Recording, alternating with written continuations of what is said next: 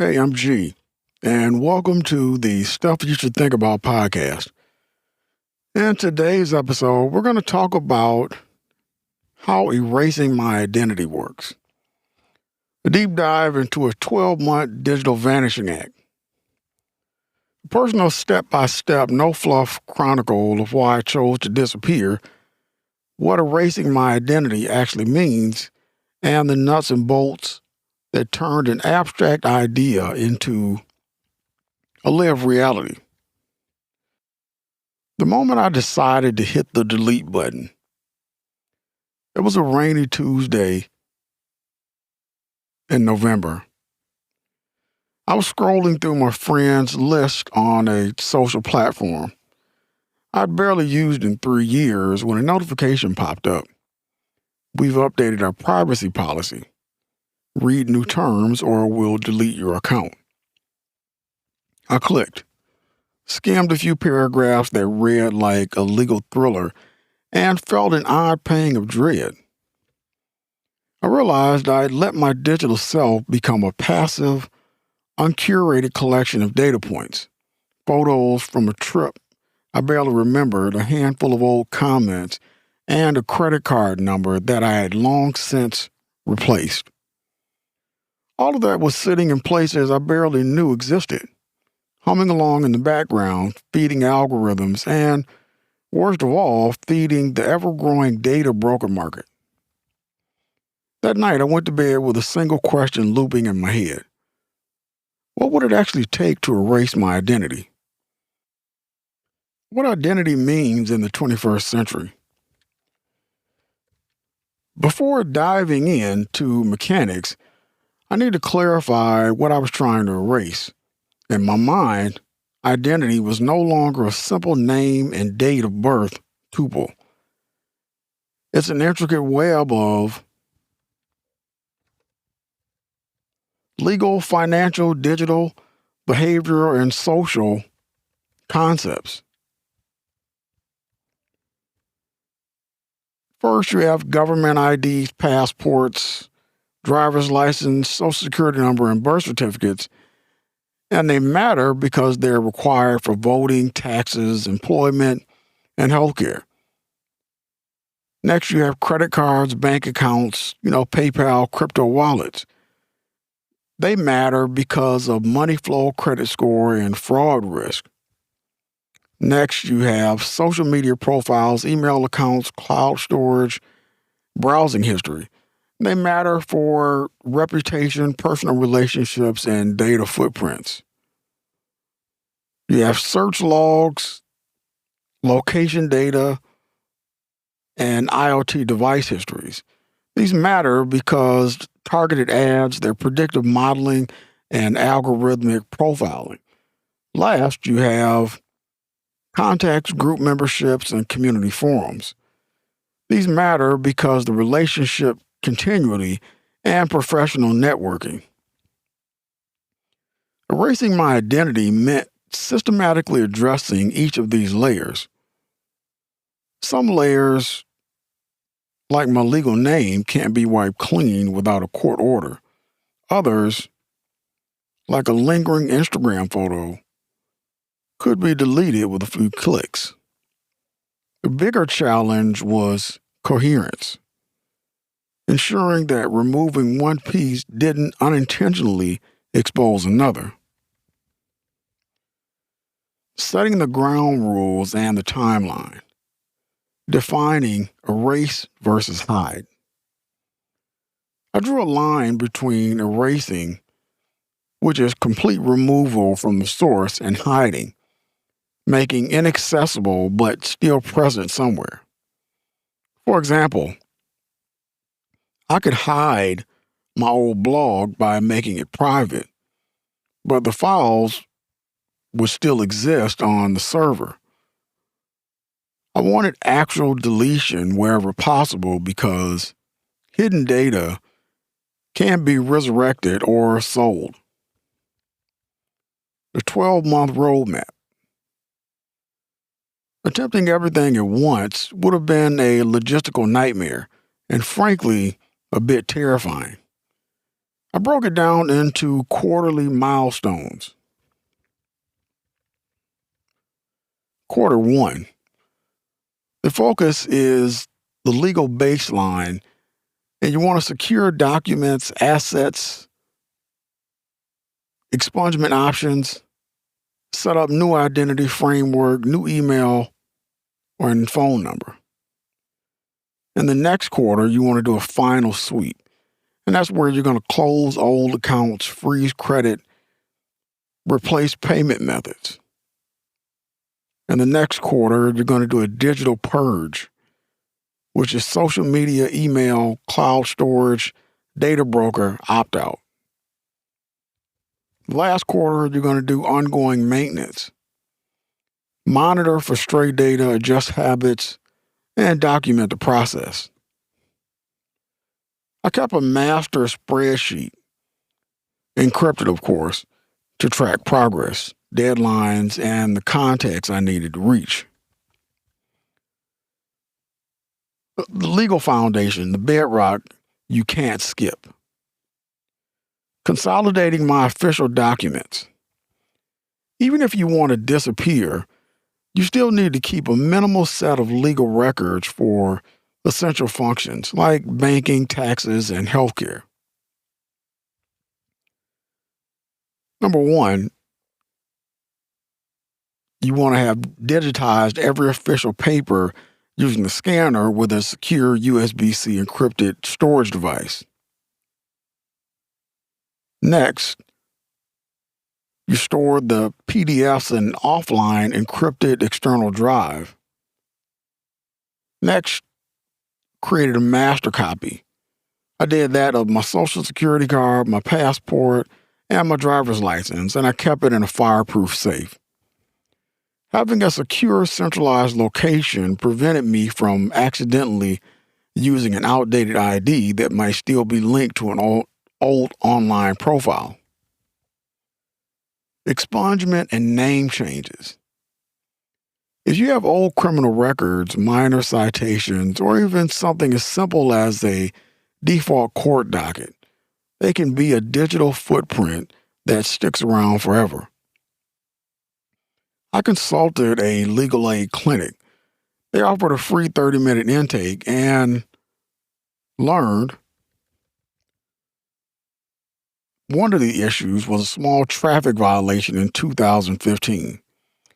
I submitted a petition for expungement, paid the $50 filing fee, and the result was it was removed from public court database after 45 days. I had an old misdemeanor in 2012.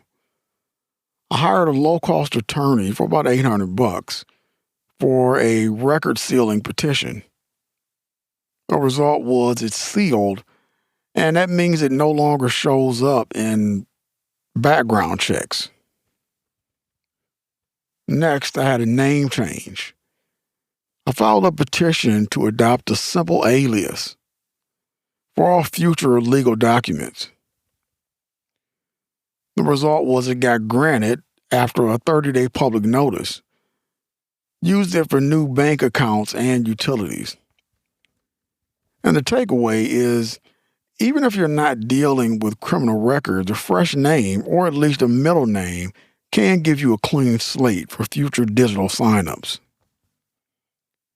The power of a legal identity freeze. A credit freeze. Freezing your credit file at all three bureaus is a low-effort, high-impact move. It prevents new accounts from being opened in your name without your explicit approval. How I did it. Each bureau, Equifax, Experian, and TransUnion, offers an online portal. I logged in, verified my identity with a scanner, verified ID, the one I stored offline, and set a personal PIN. I printed and saved the confirmation letters in a secure drive, just in case I needed to lift the freezer later. Financial clean slate. Money matters. Auditing every account. I started by pulling a complete list of all financial relationships: credit cards, bank accounts, PayPal, Venmo, crypto exchanges, even old loyalty programs. The spreadsheet columns looked something like they had a section for the institution, an account type, last used balance, and action. And they had things like the names of the bank or the institution I was using, had the account type, it had the date that I last used it, my balance, and then it had what action I took: keep or move new email, close, transfer to new wallet, or delete profile. Closing and consolidating. Step 1, transfer funds. For each account I intended to close, I transferred the balance and zeroed it out. I used Zelle and instant ACH transfers to avoid any lingering idle balances that could later trigger fees. Step 2, replace payment methods. For recurring subscriptions, Netflix, Spotify, Amazon, Pornhub, I created a new dedicated virtual credit card via a service like privacy.com. The virtual numbers are tied to a single funding source, my new bank account, but can be revoked instantly. Step 3, close accounts. Most banks require a written request or a phone call. I kept the following script handy. I'd like to close my account. Please confirm that the balance is zero and that no recurring charges remain. Send a written confirmation to my email address and to my mailing address. I also asked for a certificate of account closure, a PDF that I saved in my encrypted drive. Credit report monitoring. Because a credit freeze can be lifted temporarily when you need to apply for a mortgage, for example, I signed up for a freeze credit monitoring service under Credit Karma. Under my new email, it sent alerts for any attempted inquiries, just in case a stray old account tried to reactivate itself. Digital purge, the heart of the process. Mapping my digital footprint. The first, most overwhelming task was discovering all the places my name, email, and phone number lived. I used a combination of Google self-search, account recovery prompts, and data broker lookup tools, Jumbo, Spokeo, white pages. I logged each, finding a digital asset tracker. Some of the entries I used looked like they were like this: Facebook with a username, the year, and the action. And I used them in places like Facebook, Instagram, Reddit, FitnessPal, Dropbox, and things of that nature. Deleting social media, the emotional roller coaster. Facebook was the first big beast. The platform's delete account process is a 30-day grace period. Number 1, I bagged up my data. Next, I exported the archive to my encrypted external drive. Next, I clicked delete account, confirmed, set a reminder for the 30-day expiration. During that waiting period, I received a flood of "you've been tagged in a photo" notifications. I ignored them. Facebook's system automatically hides them once the account is gone. Instagram proved trickier because it's tied to Facebook. I first unlinked the accounts, then followed the delete your account link, which is a hidden page. A 30-day waiting period again, no problem. I was already in the habit of living with delayed deletions. Twitter and X was the fastest. A single click on settings, your data deactivate account, started a 30-day deactivation by default. I opted to permanently delete after the deactivation window. LinkedIn needed a different approach. I used the close account option, but before that, I exported my connections and saved the PDF of my profile for future reference. I also wrote a short thank you note to a few close contacts via email, explaining that I'd be stepping away from the professional network. Email accounts, the gatekeepers. Email is the key to most of the web. I started by creating a fresh, privacy-centric email address using Proton Mail, end-to-end encrypted, no personal data required. I set it up with a strong, unique passphrase and a hardware-based 2FA, YubiKey. Then, for each old email, I forwarded important emails, I exported contacts, and then I did a bulk delete. Finally, I sent a goodbye email to any remaining contacts I still wanted to keep in touch with friends or family. I let them know my new address so they could reach me. Cloud storage and photos. Google Drive, Dropbox, and iCloud all held a treasure trove of files. I performed a two-step purge, which was export everything again to my encrypted external drive, and then review the files. Anything that could be used to identify me, photos with faces, scanned IDs, or location data, was shredded permanently using a secure file deletion tool that overwrites data multiple times. The rest, documents I needed for reference, stayed in the offline vault. Photos deserve a special note. Many smartphone cameras embedded EXIF metadata, GPS coordinates, device info, in each image.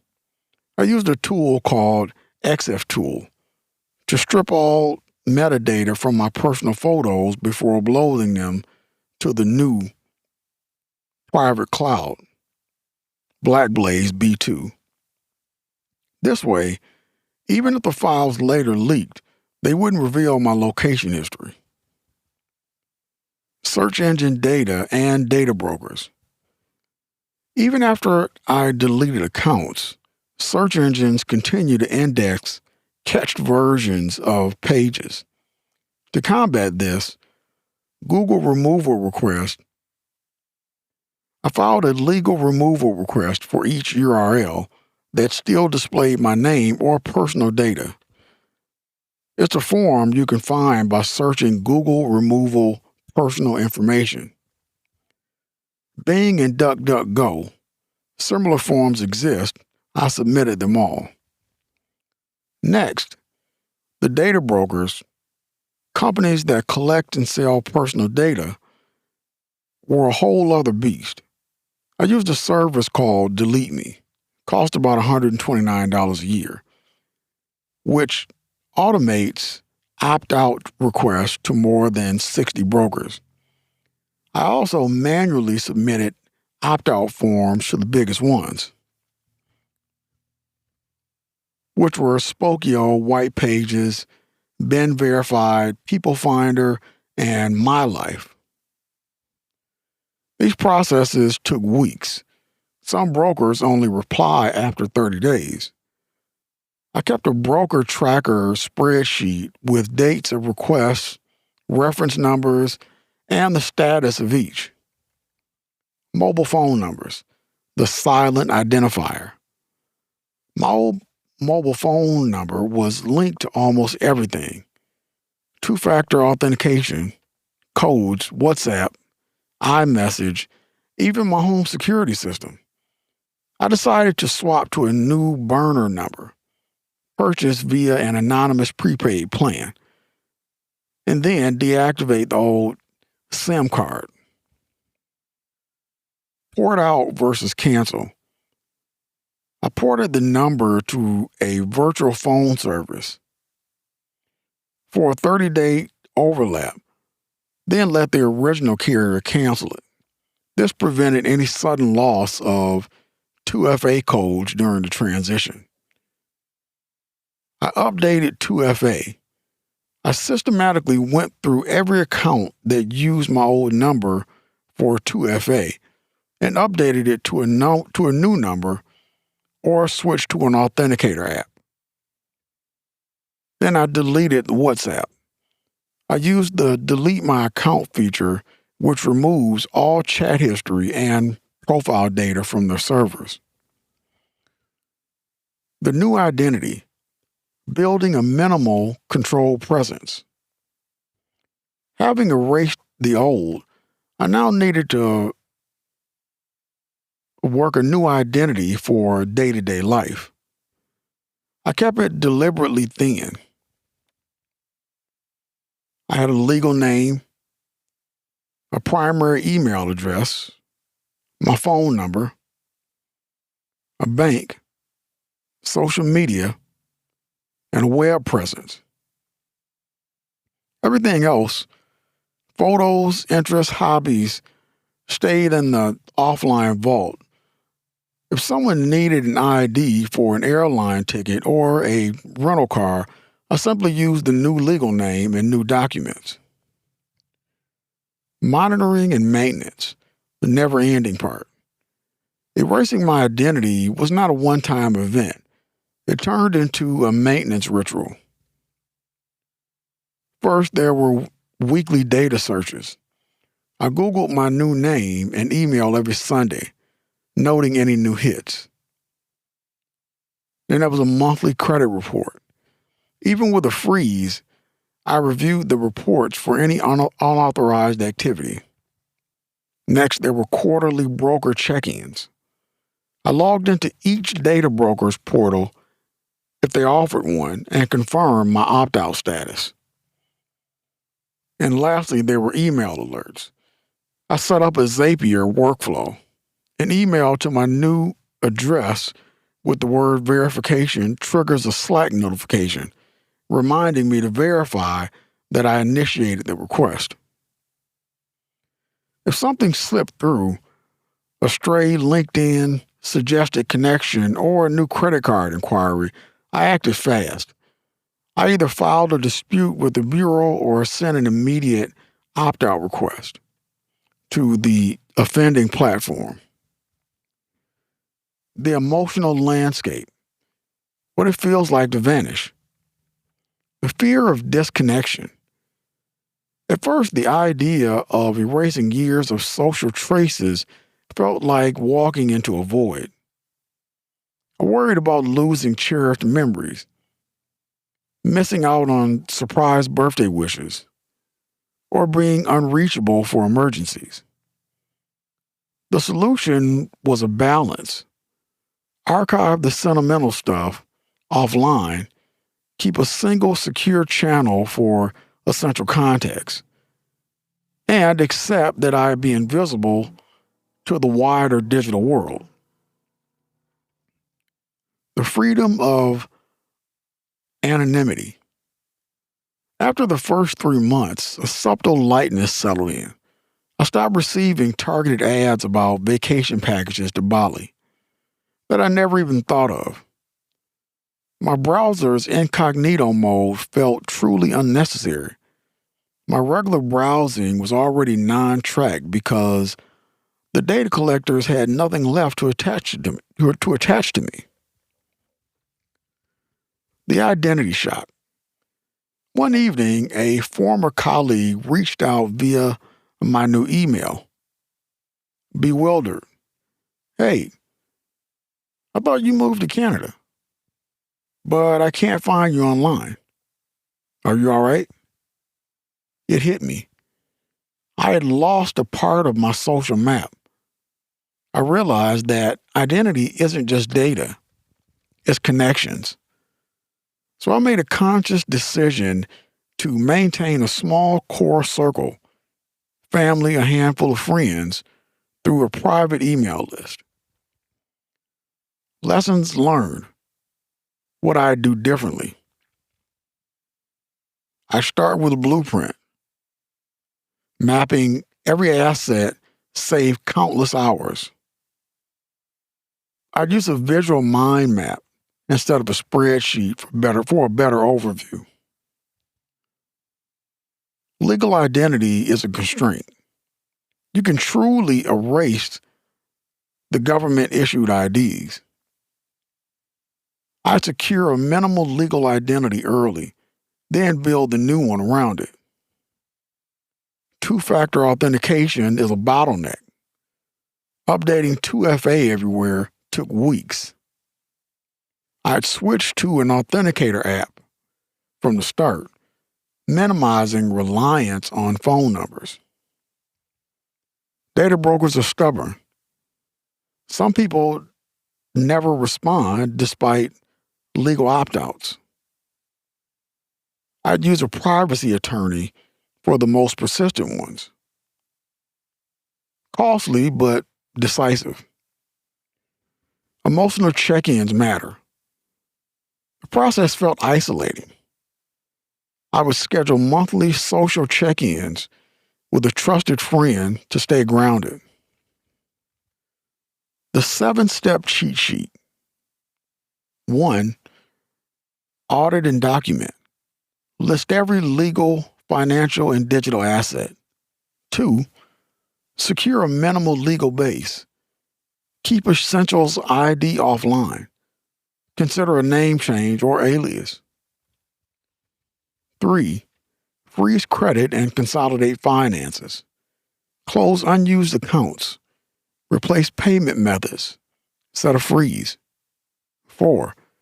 Create a new privacy-first email and phone. Use encrypted services, hardware 2FA.